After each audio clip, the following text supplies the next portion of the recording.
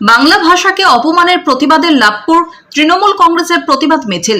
BJP শাসিত রাজ্যে বাঙালি মানুষদের অপমান, হেনস্থা ও বাংলা ভাষার মর্যাদাহানির বিরুদ্ধে জোরালো প্রতিবাদ জানিয়ে লাভপুর ব্লকে প্রতিবাদ মিছিল তৃণমূল কংগ্রেসের।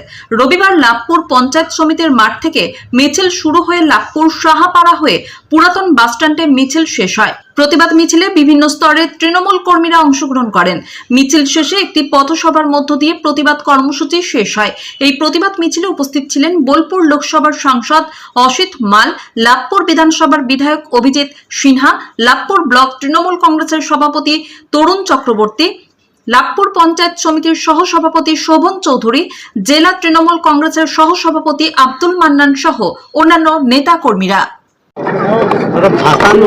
আপনারা জানেন যে মাননীয় মুখ্যমন্ত্রীর নির্দেশে সারা রাজ্য জুড়ে আমাদের বাংলা ভাষার কথা বলার জন্যে বাংলার বাইরে বিজেপি শাসিত রাজ্যে যে অন্যায় অত্যাচার হচ্ছে, তাদেরকে বাংলাদেশি বলা হচ্ছে, রোহিঙ্গা মুসলমান বলা হচ্ছে এবং তাদেরকে বাংলাদেশ বর্ডারে নিয়ে গিয়ে পুশব্যাক করে বাংলাদেশে পাঠিয়ে দেওয়া হচ্ছে।